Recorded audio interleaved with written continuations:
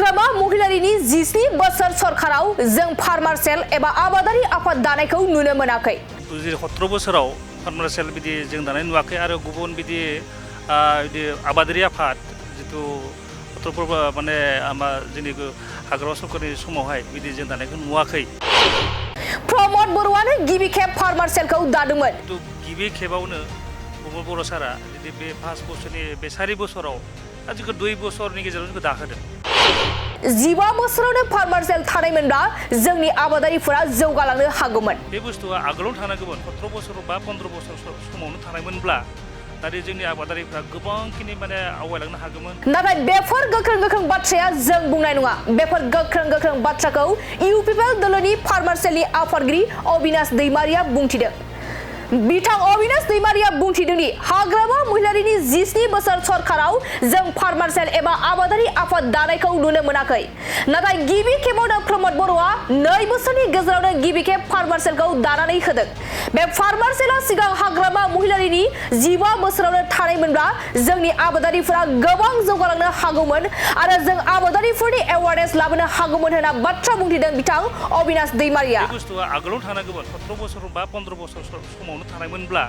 दानि जोंनि आबादारिफ्रा गोबांखिनि माने आवगायलांनो हागौमोन आरो आबादारि फारसे जोङो एवारनेस लाबोनो हागौमोन। आरोबाव बिथां अबिनाश दैमारिया बुंथिबावदोंदि 17 बोसोराव बिथांमोना आबादारि आफाद दानांगौमोन नाथाय दिनैसिमबो बिथांमोनखौ आबादारिनि बाथ्रा बुंनायखौ नुनो मोनाखै। हाग्रामानि लिडारफोरा सोरबा जाख्ल'नाय सोरबा खामानि मावै बेखौसो नुनो मोनो नाथाय दिनैसिम बिथांमोना आबादारिनि बाथ्राखौ मानो बुङाखै। जाय लिडारा एबा जाय सरकारा जोंनि आबादारिफोरनि थाखाय बाथ्रा बुंगोन जों बेजोंनो दं होनना बाथ्रा बुंथिदों इउपिपिएल दलनि फार्मार सेलनि आफादगिरि अबिनाश दैमारिया। बिनि अनगायैबो बिथां अबिनाश दैमारिया मा बाथ्रा बुंथिखो फै जों आबुङै मिथिना लानि। आं बेखौनो बुंनो नागिरो जोंथ' 17 बोसोराव फार्मार सेल बिदि जों दानाय नुवाखै आरो गुबुन बिदि आबादारि आफाद जितु 17 माने जोंनि हाग्रामा सरकारनि समावहाय बिदि जों दानायखौ नुवाखै। खिन्थु गिबि खेबावनो प्रमद बर' सारा जुदि बे 5 बोसोरनि बे 4 बोसोराव जोंखौ 2 बोसोरनि गेजेराव जोंखौ दाहोदों। दानानै गिबि खेबाव आंथ' अलरेडि आबाद मावखायोमोन।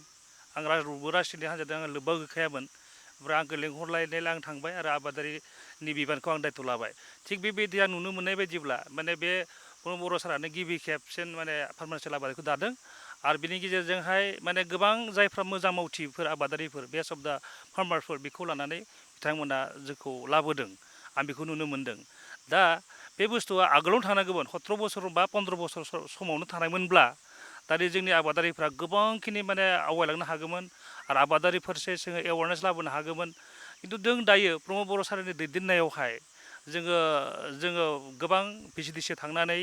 एपिसि जों बानायनाय जादों फार्मार प्रडिउसार कम्पानि होनना बुङो जायखौ गभर्नमेन्टआ भारत सरकार बा आसाम सरकारनि गेजेरावहाय गोबां फान्डिं थायो बेखौ जोङो दाफुंनानै होनाय जादों आरो बेबायदिनो जोङो गभर्नमेन्टफोर फान्डिं लाबोनाय जादों आरो प्रमद सरकारनि सारनि समावहाय प्रत्येकटा 35 एपिसि जे फार्मार प्रडिउसार कम्पानि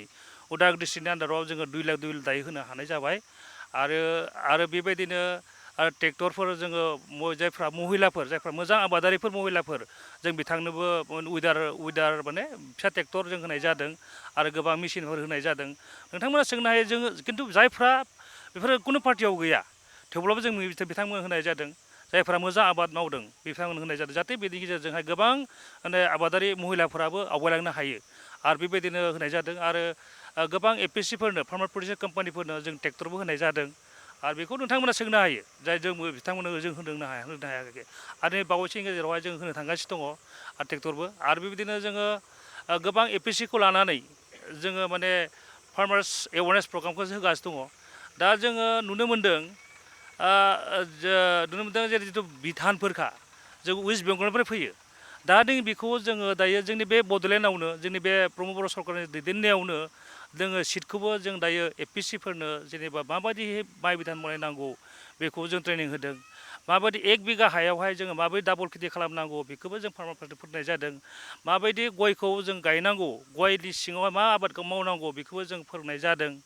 आरो गयखौ आजिखालि जुगावहाय जोंनि हानि बिबाना खम जाबाय बेखौहाय जोङो 1 बिगा हायाव जों माबोरैहाय 2 बिगा खालामनो हायो माबायदि जोङो मोनसे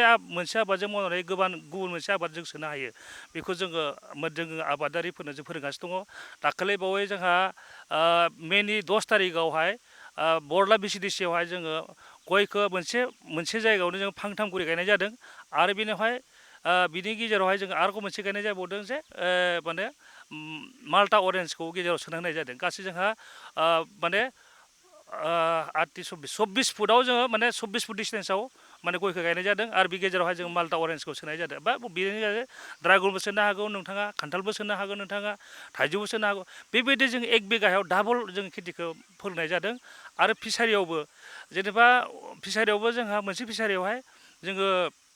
डाबल खेथि खालामनो हायो जोङो नाजों लोगोसे एम्बु सोनो हायो सामबु सोनो हायो नासोनो हायो बेफोरखौ जों फार्मारफोर थाङै जों फोरोंबाय थानाय जादों बे बुस्थुआ जुदि जों दायो गोबां जोंनि नुनो मोन्दों जोंनि बे उदालगुरि डिस्ट्रिक्टआवहाय